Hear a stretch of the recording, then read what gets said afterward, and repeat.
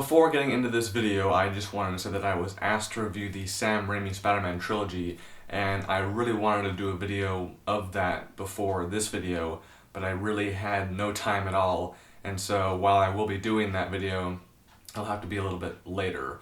But just as a teaser, know that number 2 is my favorite of that trilogy. So with that said, let's now go on to The Amazing Spider-Man 2.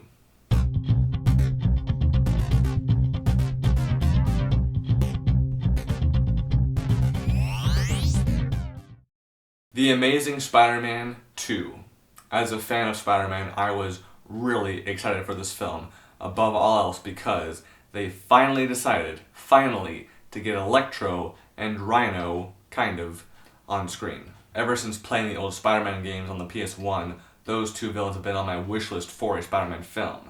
I don't get why they keep on going to Green Goblin because, in my opinion, he is way overused. I didn't even care that Jamie Foxx was cast as Electro because, to me, regardless of whether or not you make me care about the character, skin color is completely irrelevant. The first Amazing Spider-Man was in my top 10 list for 2012. It was one of my favorite films of that year.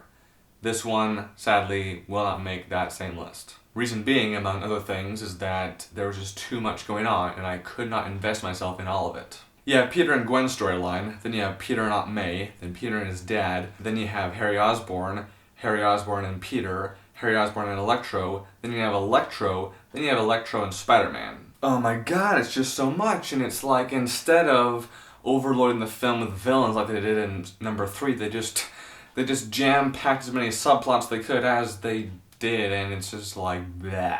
I didn't find myself sympathizing with Fox's character in the beginning because he's written as just a really massive, not likable creep. And then when he becomes Electro, there's hardly any time spent showing him adjusting to his powers. He just sees that he can control electricity and exploits it. When it comes to Harry Osborn, I think that DeHaan was a good choice for the role, but I did not buy into the friendship between him and Peter. That did not feel organic. I also had a hard time taking his physical transformation seriously. A lot like with Electro's, it just came off as silly to me.